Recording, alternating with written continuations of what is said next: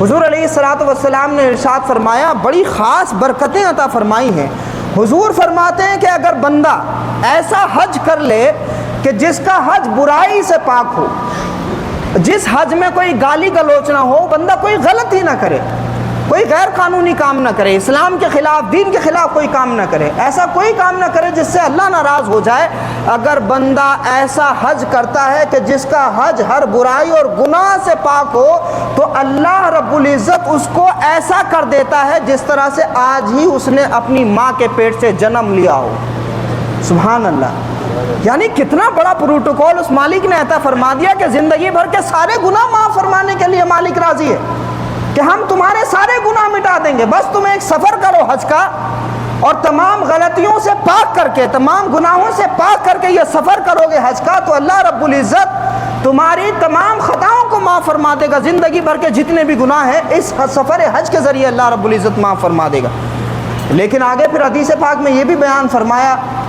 آقا علیہ الصلوۃ والسلام فرماتے ہیں کہ جس کے پاس میں حج کے سفر کا پیسہ ہو، وہ استطاعت رکھتا ہو کہ وہ حج کا سفر کر سکتا ہے،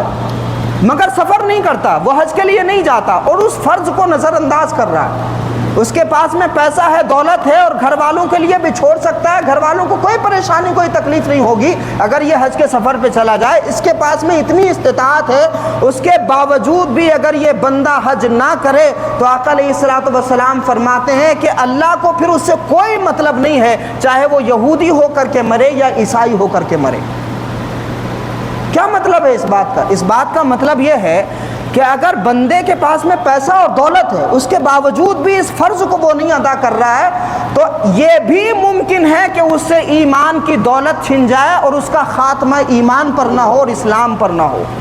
اب ذرا سوچئے کہ زندگی بھر آدمی نے تبلیغیں کی، زندگی بھر آدمی نے عبادتیں کی، زندگی بھر تسبیحات پڑھی، زندگی بھر سارے نیک کام کیے، لیکن حج نہیں کیا فرض ہونے کے باوجود، تو آقا علیہ الصلوۃ والسلام فرماتے ہیں کہ وہ یہودی ہو کر بھی مر سکتا ہے، وہ عیسائی ہو کر بھی مر سکتا ہے، تو اگر خاتمہ بالخیر نہ ہوا اور موت کے وقت میں، نزا کے وقت میں اگر ایمان ہاتھ سے چلا گیا تو پھر اللہ کے سامنے کون سا منہ لے کر کے جاؤ گے؟ اس لیے یہ مصروفیت ہے ہماری، ہم چونکہ دلی میں رہتے ہیں، سارے کاروباری لوگ ہیں، اور ایک ایک دن بڑا قیمتی ہوتا ہے، ایک ایک لمحہ بڑا قیمتی ہوتا ہے، مصروفیت کا زمانہ ہے، اور ایک ایک منٹ میں آدمی پیسے کمانے کی پلاننگ کرتا ہے۔ یہ ساری چیزیں چھوڑنا اور حج کے سفر پر نکلنا آسان بات نہیں ہے، لیکن اگر کسی کی پریورٹی میں، کسی کی ترجیحات میں اللہ کی محبت ہو تو اس کو دنیا چھوڑنا بہت آسان ہے۔ اور پھر جب تم دنیا چھوڑو گے تو اللہ کے رسول نے فرمایا کہ حج کے سفر کے ذریعے اللہ رب العزت تمہیں مالداری بھی عطا فرما دے گا، تمہیں غنی بھی کر دے گا، اور ساتھ میں تمہارے گناہوں کا خاتمہ بھی فرما دے گا۔ اس لیے جن لوگوں کو اللہ رب العزت نے نوازا ہے ان کو چاہیے کہ وہ وقت رہتے حج کر لیں، ورنہ ہوتا یہ ہے کہ لوگ نماز جو ہے بڑھاپے میں شروع کرتے ہیں، اللہ ماشاءاللہ جن کو جوانی سے یا بچپن سے ماں باپ نے عادت ڈلوا دی ان کو بہت مبارکباد، لیکن ہم میں سے مسلمانوں کی اکثریت 90% وہ بڑھاپے کا انتظار کر رہی ہے، ریٹائرمنٹ کا انتظار کر رہی ہے، اور ان کا یہ ماننا ہے کہ جی جب ریٹائر ہو جائیں گے، جب سب چیزوں سے فارغ ہو جائیں گے تو اللہ کے گھر میں آ جائیں گے، داڑھی بڑھا لیں گے، تو وہ اس انتظار میں کہ بڑھاپا آئے گا، حالانکہ موت کی تو کوئی خبر نہیں ہے، کبھی بھی آ سکتی ہے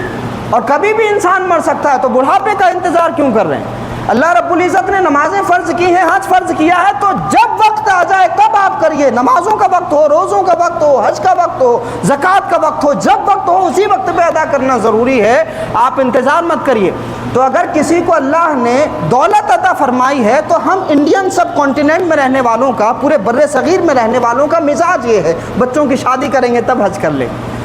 بڑھاپے میں جا کے حج کر لیں گے، ریٹائرمنٹ ہو جائے گا تب حج کر لیں گے، یعنی جب کچھ کرنے کے لائق نہیں بچتے،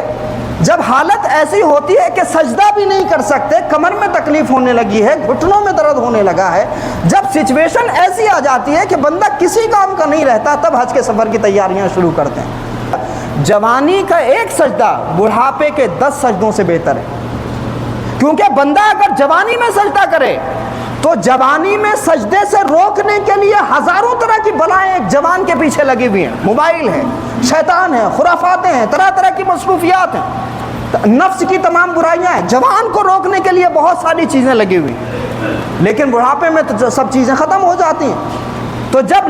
نفس کی وہ دعوت ختم ہو گئی بڑھاپے میں اور مسجد کی طرف آ رہے ہیں تو بہرحال ثواب تو ملے گا، لیکن جب ایک جوان تمام طرح کی برائیوں کو، تمام طرح کی خرافات کو، نفس کی تمام دعوتوں کو طلاق دے کر کے، لعنت بھیج کر کے مسجد کی طرف آتا ہے اور اللہ کے گھر کو آباد کرتا ہے، تو اللہ رب العزت اس نوجوان کو 10 گنا زیادہ ثواب عطا فرماتا ہے۔ تو آپ حج کے لیے بڑھاپے کا انتظار نہ کریں، حج کے لیے ریٹائرمنٹ کا انتظار نہ کریں، یہ نہ سوچیں کہ میرا نقصان ہو جائے گا۔ حج کے سفر میں بڑی برکتیں ہیں، اللہ رب العزت نے آپ کو دولت عطا فرمائی ہے، استطاعت عطا فرمائی ہے، تو جب اللہ رب العزت نے آپ کو دولت عطا فرما دی تو بس اسی وقت سے آپ حج کا ارادہ بنا لیں، اللہ رب العزت آپ کے لیے آسان فرما دے گا۔